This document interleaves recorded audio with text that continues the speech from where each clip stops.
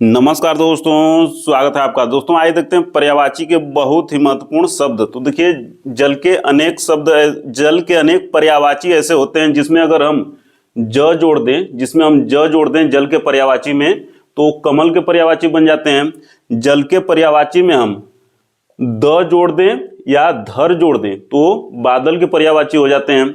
उसी प्रकार से जल के पर्यायवाची में हम धी जोड़ दें या निधि जोड़ दें तो हो जाते हैं समुद्र के पर्यायवाची।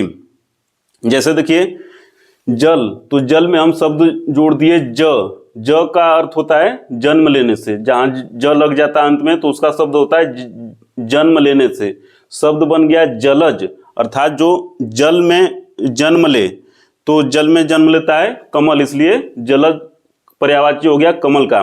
उसी प्रकार से नीर, देखिए नीर जल का पर्यायवाची है, इसमें ज जुड़ गया, शब्द बन गया नीरज, ये हो गया कमल का पर्यायवाची। अंबु जल का पर्यायवाची है, ज जुड़ गया, शब्द बन गया अंबुज, कमल का पर्यायवाची। अब मतलब जल का पर्यायवाची अब, इसमें शब्द जुड़ गया ज, शब्द बन गया अब्ज, ये हो गया कमल का पर्यायवाची। इस प्रकार देखिए, वारी जल का पर्यायवाची है, ज जुड़ गया वारिज और ये हो गया कमल का पर्यायवाची। तोय ज जुड़ गया तोयज, कमल का पर्यायवाची।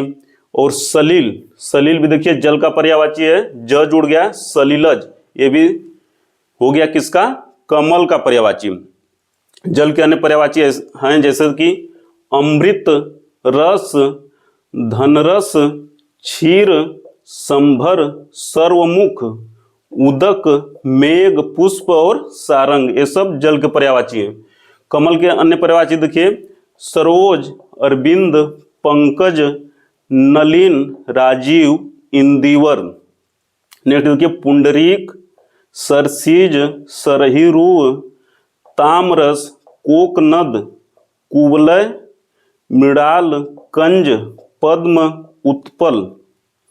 नेक्स्ट देखिए, शतदल, शतपत्र, सहस्त्रपत्र, अर्थात जिसके सैकड़ों पद हैं वो हो गया शतपत्र, जिसके हजारों पत्ते हैं वो सहस्त्र पद, और शतदल जिसके सैकड़ों दल हैं वो है कमल।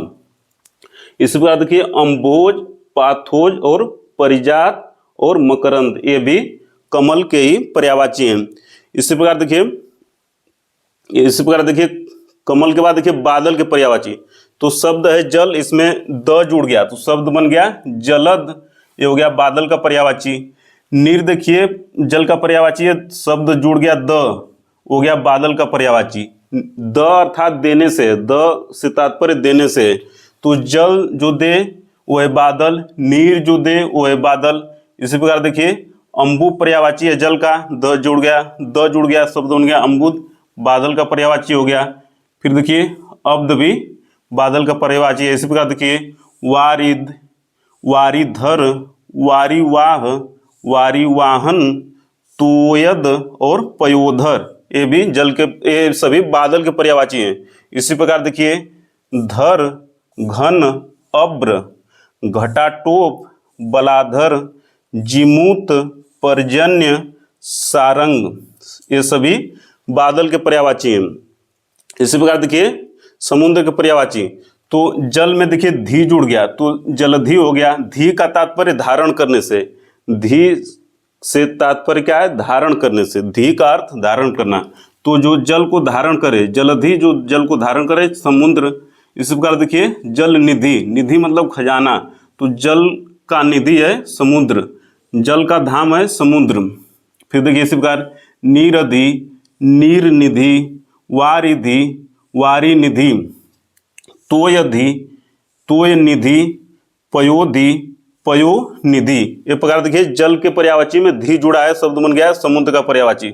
इसी प्रकार देखिए, सलीलधि, नदीस, वारिस, अकुपार, अकुपार मतलब जिसके आर पार का पता ना हो। इसी प्रकार देखिए, पारावार, सिंधु, अरड़ो, रत्नाकर, रत्नाकर अर्थात रत्नों की खान।